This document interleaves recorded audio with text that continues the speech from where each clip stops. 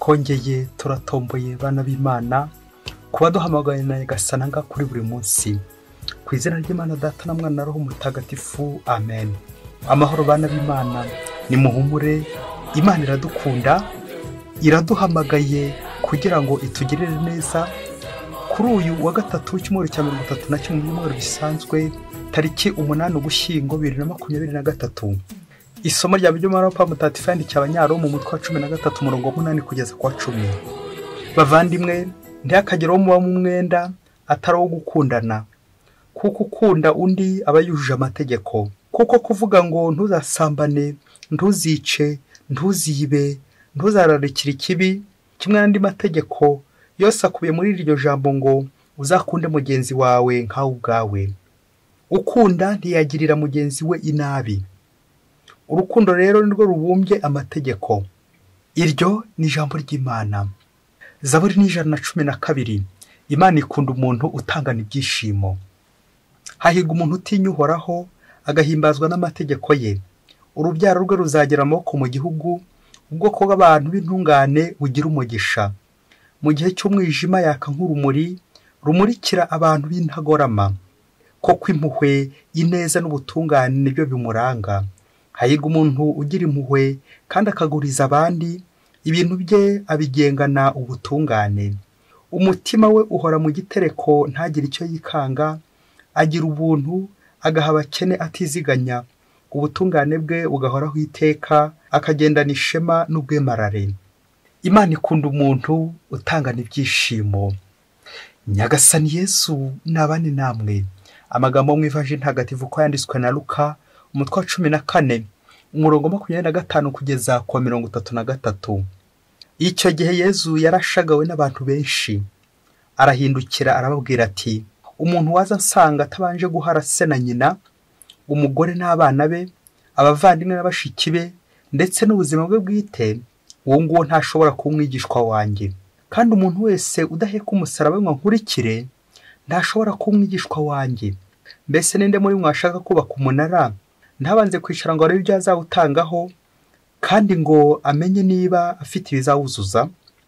Aba yanga ko yatangira kubaka agasanga adashobora kuzuza, maze abazamubona bakamuseka bavuga ngo, dore umuntu watangiye kubaka akananirwa no kuzuza.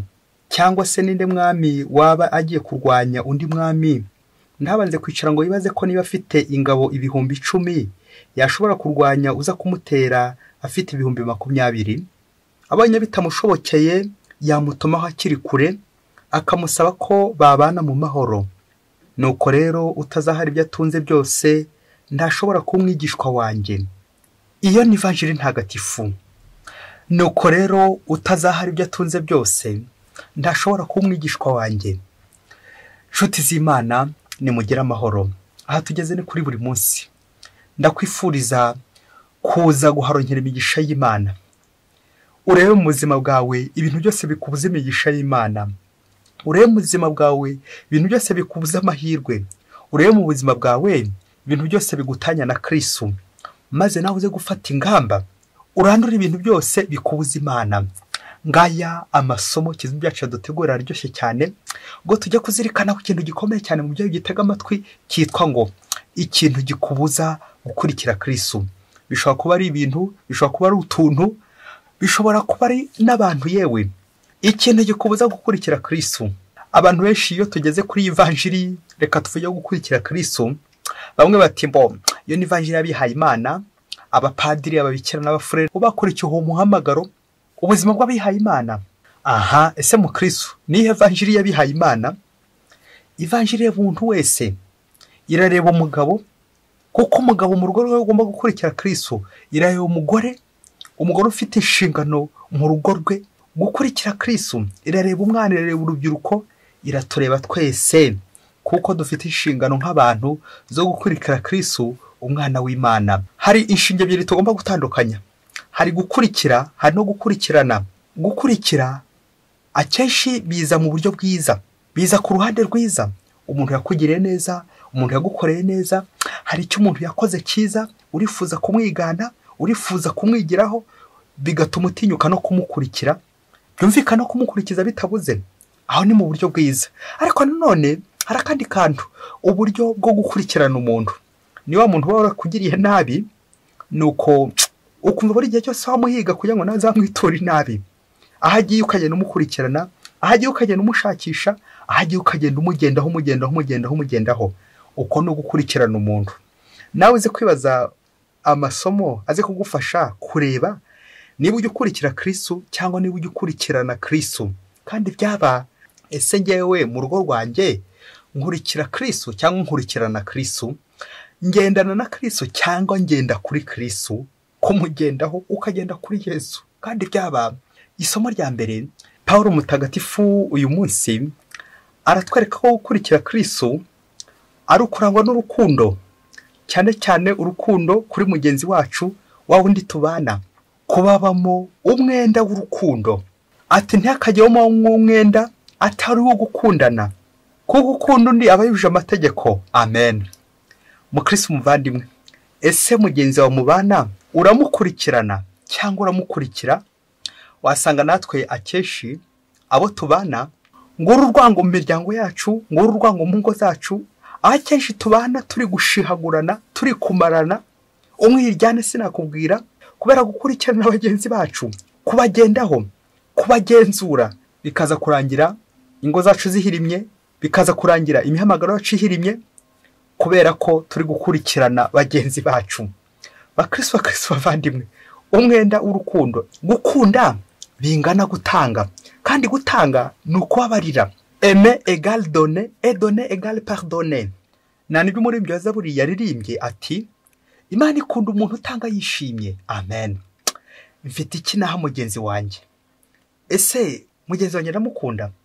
Namuhaye iki kigaragaza ko mukunda? Naramubabariye?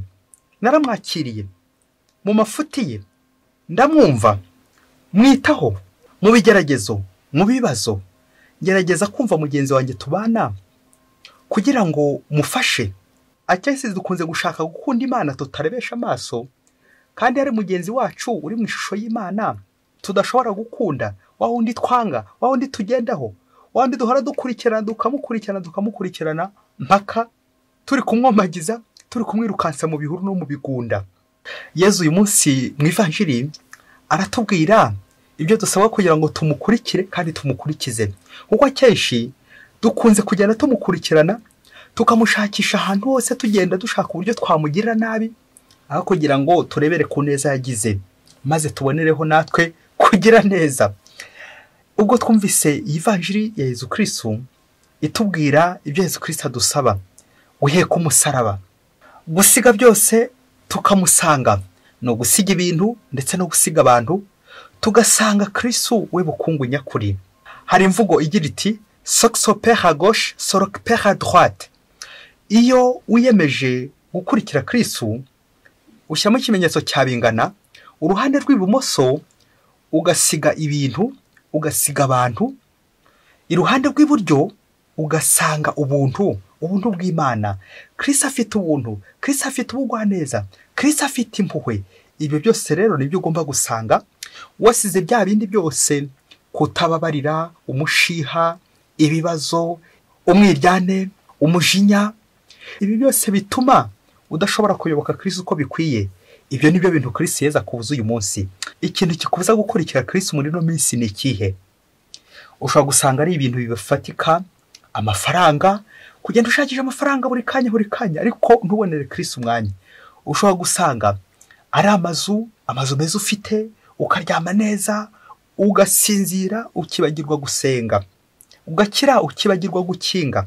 N'indi myifatire myinshi cyane wagenda ugaragaza, aho wirukanka ku bintu by'isi ariko ukabura Imana. N'abantu nawe ushobora kukurindagiza, hakagira abantu ukunda, wimakazi wawe, Imana y'ukayanga. Ngiye bigirwamana. Uyu munsi ni uguta ibigirwamana ibumoso, ngiye gukira Kristo iburyo, bityo akaba ari nkurikira kandi nkamukurikiza. Ni ibihe bintu mu buzima muri no minsi biri gutuma ndakurikira Kristo uko bikwiye? Ni ibihe bintu byatumye nca umubano na Kristo? Wasanga ari abantu, wasanga ari n'ibintu. Ibyo bintu byambujije ubuntu bw'Imana. Ushobora kuba ukize ku mushiha, ushobora kuba ukize ku kagambane, kugambanira abandi, ushobora kuba ukize ku rwango. Hari abantu babitse mu mutima wawe bakaboreramo wagira ngo uri ingarani. Ese mubyeyi, uri ingarani, uri kimoteri, uri inzira abantu bose bagenda bashyiraho imyanda byose bakubita hirya. Hari abantu benshi babaye ingarani, ibyo bintu byose bigenda binukira iwawe mu mutima wawe. Aha, ibyo nibyo bikuza gukurikira Kristo. Rimwe na rimwe nawe bigakunukira, bigatuma udashobora kubona inzira y'Imana uko bikwiye. Umutima ukaba waraboze, Yesu akabura icyicaro iwawe, kandi ngo uri umukristo da, kandi w'indani, kandi byabamba. Mu munsi umwe hirya kure cyane muri Afurika, ngo urugo rw'abakristo abandi b'indani pe, ngo bari bahagaraye abandi muri iyo paruwasi yo hirya kure. Nuko igihe kimwe kiza kugera, umugabo n'umugore muri urwo rugo nuko bari bakize, ariko bahoraga bakekana. Umwe agakeka undi, undi agakeka undi ko yabamuca inyuma. Umunsi umwe umugabo ntiyiriwe mu rugo, ageze ku irembo, dore ko hari hanakinze.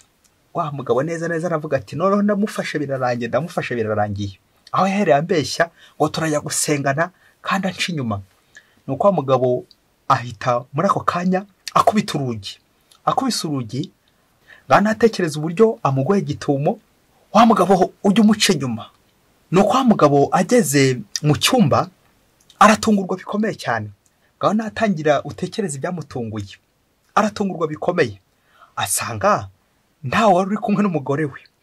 Nuko abaza umugore we n'amahane menshi n'umurya mwinshi, abaza umugore we uwo bari bari kumwe ahantu agiye, ahantu arigitiye.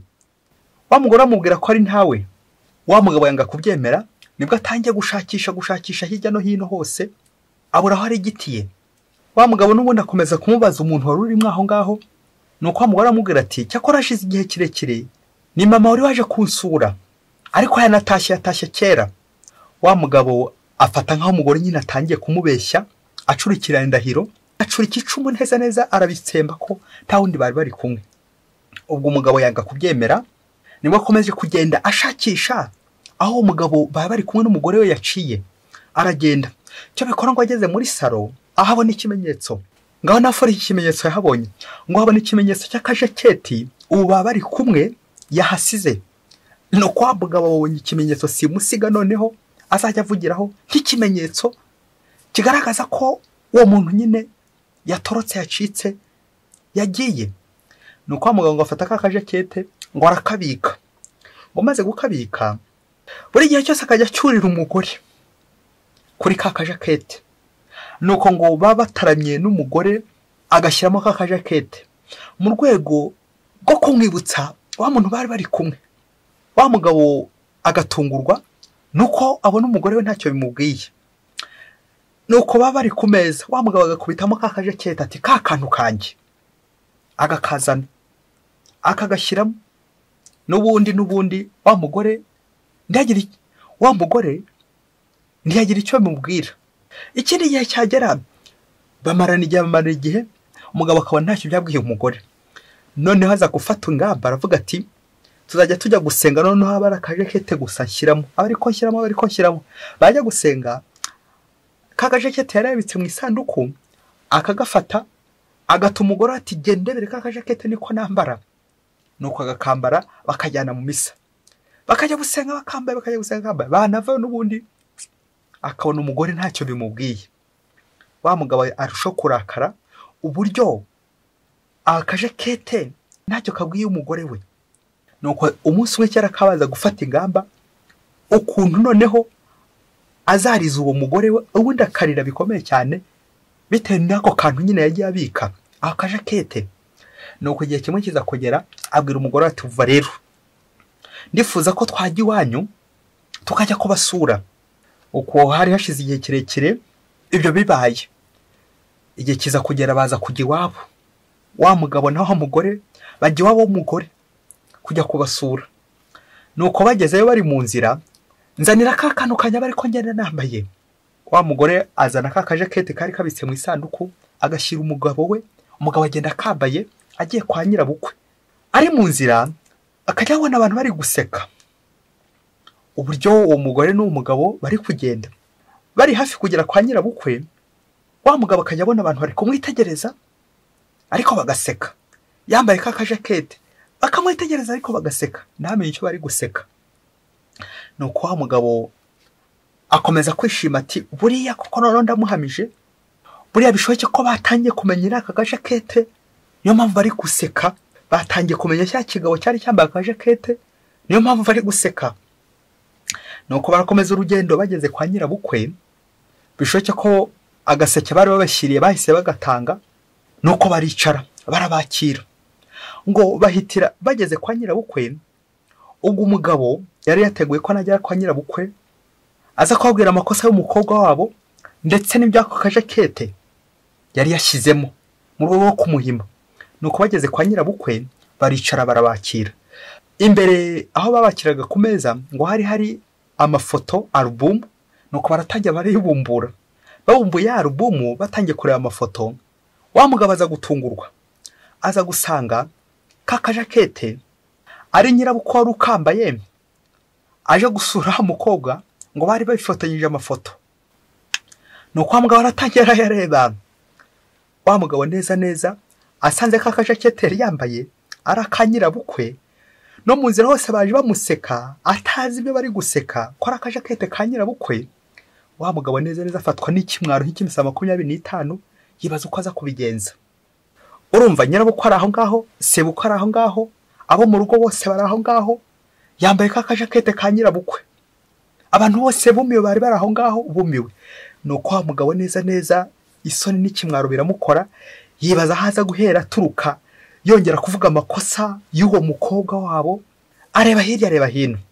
Nuko bigeze aho ngaho ajyana umugore ku ruhande, bishoboke ko yamusabye imbabazi. Nuko ajyana umugore ku ruhande maze aramubaza ati ese akajakete ndagasiga ahangaha cyangwa ndongera gasubize mu rugo? Bakristo bavandimwe, Yezu Kristo akuzwe. Ngako kakantu, akantu gakubuza gukurikira Kristo nakahe?